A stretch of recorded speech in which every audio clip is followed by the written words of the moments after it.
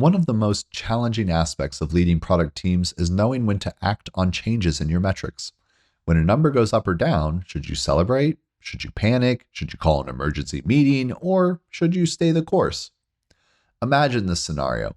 Your team's weekly dashboard shows a 15% drop in user engagement. Within hours, your inbox fills with concerned messages.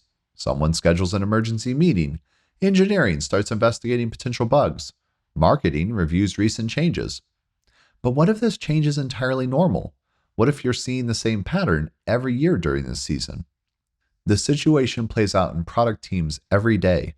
Teams waste countless hours and resources chasing quote-unquote problems that turn out to be normal variations, while missing real issues that deserve attention because they're drowning in noise.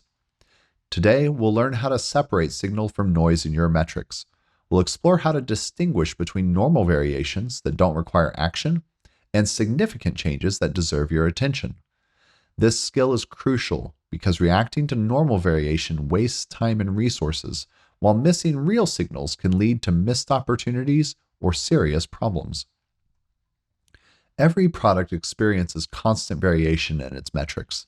Some of this variation is completely normal, what we call routine variation. Think about how your own product's usage changes throughout the week. You might see different patterns on weekdays versus weekends, or during business hours versus evening hours. These types of cycles are natural and expected. Understanding these patterns matters because every time we see a change in our metrics, we have a choice to make. We can react, pulling teams off their work, scheduling emergency meetings, and potentially making hasty changes, or we can determine if this is just routine variation. Think about your own experience with metric changes. Most product leaders have spent countless hours in emergency war room meetings, only to discover they were reacting to normal variation. These flop and twitch reactions waste time and can cause harm. When teams rush to fix normal variations, they often make unnecessary changes that can introduce new problems or delay important work. Now that we understand why variation matters, let's develop our ability to interpret it. While all metrics will show some variation, certain patterns can help us distinguish between random fluctuations and meaningful changes in our metrics. Several key patterns can tell us whether what we're seeing deserves our attention.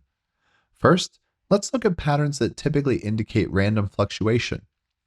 When a metric returns to its baseline after a change, that's often a sign of normal variation. Think about your product's daily active users. You might see a spike on Monday, but if it returns to normal levels by Wednesday, that's likely just your typical weekly pattern. Regular cycles are another indicator of normal variation.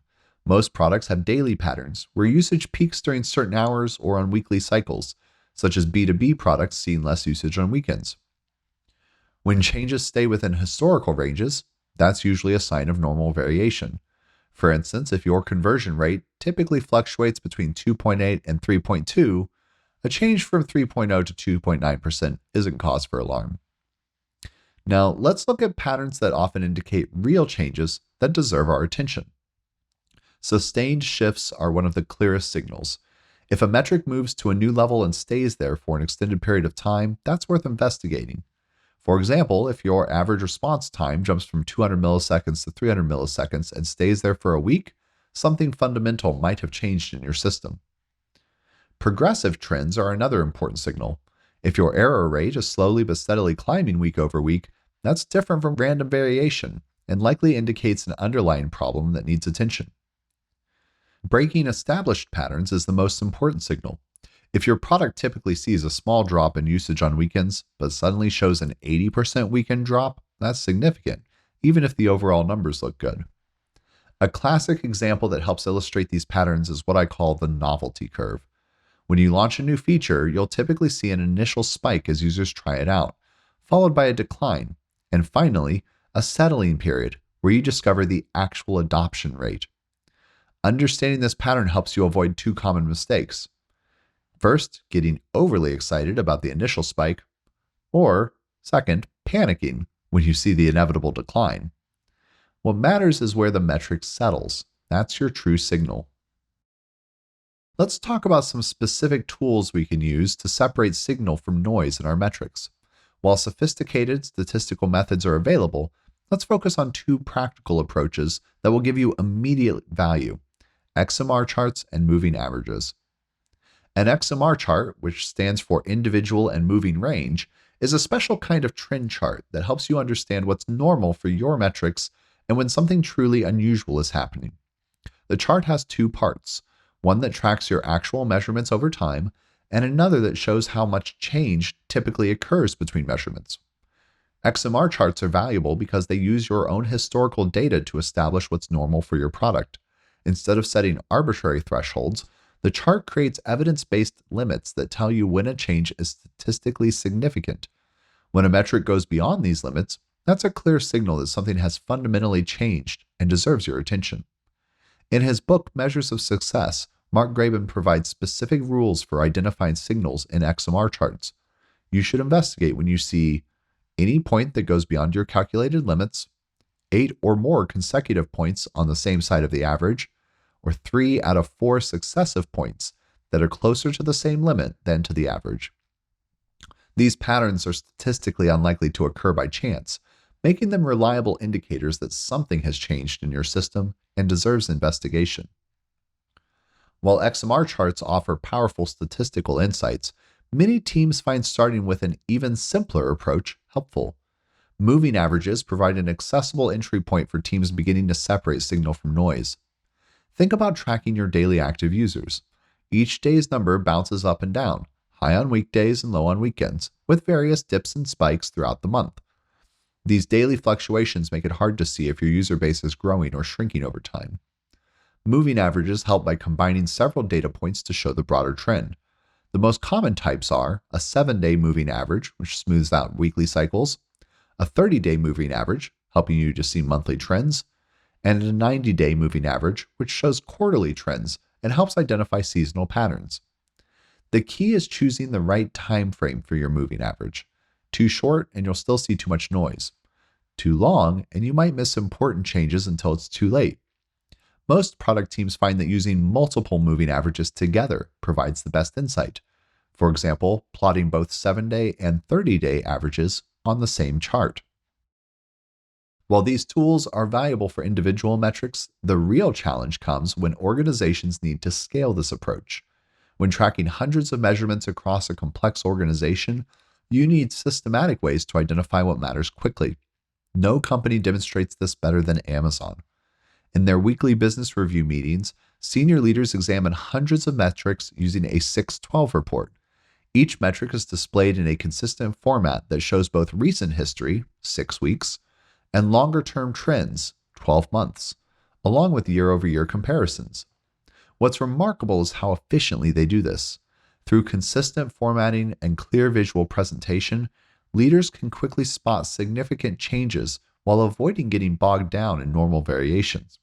In a 60 to 90-minute meeting, they can review 400 to 500 metrics, spending just seconds on each one unless something truly demands attention. For examples of 612 reports, check out the link in the resources about Amazon's weekly business review. To build an effective measurement system for your own products, you need 3 key elements. Clear baselines. You can't identify significant changes if you don't know what normal looks like. Trends over time. You need more than just single data points. And documented thresholds. Clear guidelines for when a change deserves investigation. Let me share some practical tips for implementing these elements in your organization. The key is to start small and build gradually. Start with simple tools. Begin with basic moving averages for your most important metrics. Don't worry about implementing sophisticated statistical tools right away. A simple spreadsheet tracking your key metrics with 7-day and 30-day moving averages can provide valuable insights. As your team gets comfortable with these basics, you can gradually introduce more advanced tools like XMR charts. Train your team to look for patterns rather than fixating on specific numbers. Instead of asking, why did our daily active users drop by 3% yesterday? Encourage questions like, how does this week's pattern compare to our typical weekly cycle? This shift in thinking helps avoid the flop and twitch reactions we discussed earlier. Build team understanding gradually. Don't expect everyone to become statisticians overnight. Start by sharing simple visualizations in team meetings. Walk through examples of normal variation versus significant changes. Use real situations from your product's history to illustrate these concepts. As your team's understanding grows, you can introduce more sophisticated analysis methods. Let's return to where we started, with that familiar scenario of a metric change triggering immediate concern. Now, you have the tools to respond more effectively.